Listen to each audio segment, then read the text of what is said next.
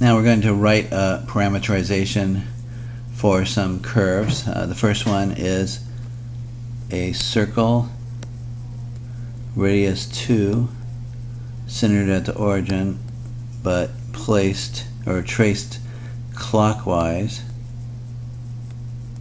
starting from -2, 0, when t equals 0. Okay, so we want to start here, and we want to go clockwise around to here, come around to here, around to there, and end up here. So this is the start and the finish. So when we make up our chart like we've done on other problems, here's your t, here's your x, here's your y, here's the graphs of these two, and it looks like -2 cosine t is the x of t function, and y of t is 2 sine t. And now we're going to check that with the applet. So we put in -2 cosine t, and -2 cosine t and 2 sine t, and we have the t values going from 0 to 2 pi, and when we run the animation down here, it indeed starts at -2, 0, sweeps out a circle of radius 2, centered at the origin. Now we have a different curve. This one is an ellipse centered at the origin and crossing the x-axis plus or minus 5 and the y-axis plus or minus 7, so you get this graph here. So there's a couple ways to do it. First, we realize that the equation in the xy coordinate system of an ellipse that would have those vertices would be this one here, and we also know that cosine squared plus sine squared is 1. So if we fill in an a cosine t here and a b sine t here and solve for what a and b would have to be, you can see that a would have to be 5, so that 5 squared would be 25, and would cancel out with a 25, and you just get cosine squared. And b equals 7 would have to be this value for b, because if you square that out, you'll get 49 sine squared t, and the 49s would then cancel out, and you would just have the trig identity, cosine squared plus sine squared is 1. So here are our functions, and here's our t range. Another way to do it is like we've been doing other problems. We just have our t, x, and y, and we just go around the ellipse. I think we started here, and we are to go, it doesn't say whether we go clockwise or counterclockwise, so we're just going to go,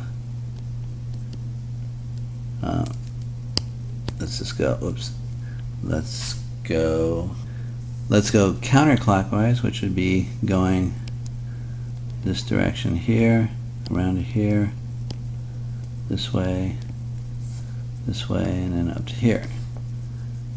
Okay, so then we would do our points, get our x values of those points going in that direction, get our y values of the points going in that direction, plot those, and see that we indeed get the 5 cosine t out of this curve and 7 sine t out of this one. Now let's check it with the applet. So we put 5 cosine t and 7 sine t into the applet, and we're supposed to get a ellipse that traces out starting here at 5 and goes counterclockwise. So let's do the animation and see if that happens. There we go. It's tracing out counterclockwise, and yes, we've achieved the goal. Now, what if the circle or ellipse is not centered at the origin? What would you do? So in this problem, we want to parameterize an ellipse with the major axis 12 in the x direction, minor axis 8 in the y direction, centered at 2, -3. So there's your center at 2, -3, and your major axis is across here in the x direction, and that is indeed 12 units long, and in the y direction is the minor axis, and that's 8 units long. Okay, so your one way to do it is the equation of your ellipse is here with your center x minus 2, y subtract -3, so your center is 2, -3, and this is the equation that will have that graph. So we just set x minus 2 equal to 6 cosine t, so that the 6 squared will get canceled out, and y subtract -3 equal to 4 sine t, so the 4's will get canceled out. That's one way to do it. Or we could have made that chart of t, x, y values and done it that way, and then we would recognize that the x of t is this equation, and the y of t is this equation when you solve algebraically for x and for y. Then, as you can do in all these problems, I checked it on the TI, put these equations in, and indeed we did get the exact same ellipse, and we started at 8, -3, and went counterclockwise this way around, because it did not say the direction of the path. Now let's check it with the applet. So we put the equations into the applet. It's 2 plus 6 cosine t, and here's -3 plus 4 sine t, and indeed the center is 2, -3 like it's supposed to be. And we're going to start here at 8, -3 and see if it traces out the right way. So here's the animation. There he goes, tracing out the ellipse in the correct path order. There it is. On this problem, we're supposed to parameterize a line through -2, -3, and 4, 5.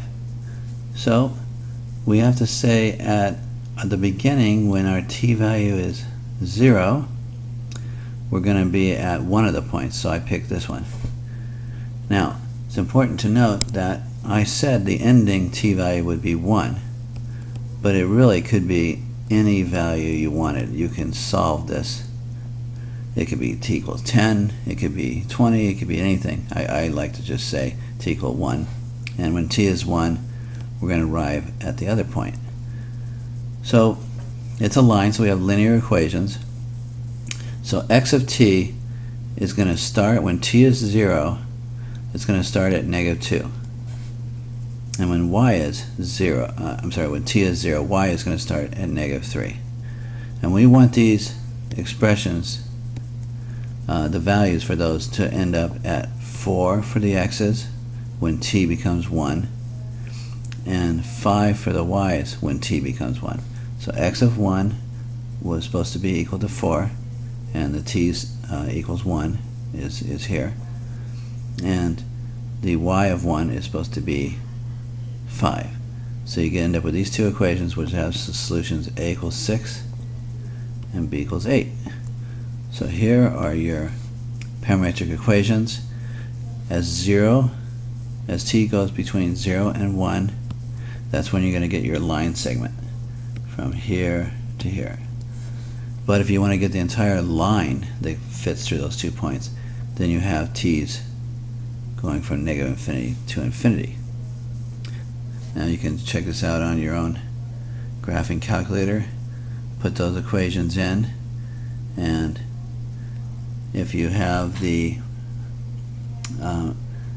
x, if you have the t values going from 0 to 1, you'll see that you get the line segment.